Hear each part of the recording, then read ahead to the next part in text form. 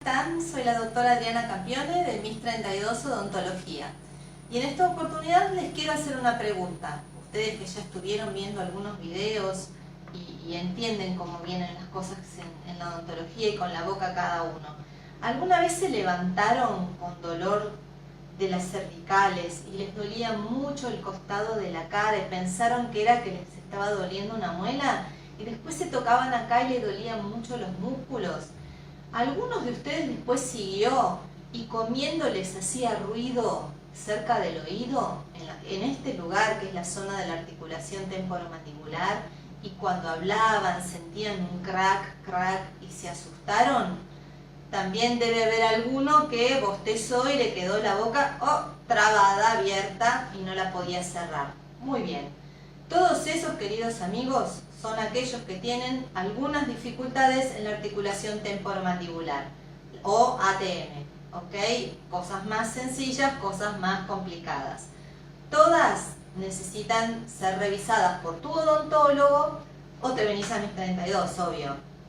Y miren, los más sencillos y para evitar las cosas más graves, siempre conviene usar placas miorrelajantes. Seguro que todos tienen. Hay diferentes tipos. Hay de estas que son bastante rígidas. Después están estas, ¿ves? Que también son rígidas, pero un poquito más blandas. Entonces, otro tipo de placa miorrelajante. Y por último, aparatos más blandos que se ponen así, mirá. Y van arriba y abajo, cubren la dentadura arriba y abajo, ¿ok? ¿Quién elige qué placa vas a tener que usar? Tu odontólogo, de acuerdo a la patología o al problema que tengas. No es que yo elijo, me pongo esto, la doble. Lo elige tu odontólogo.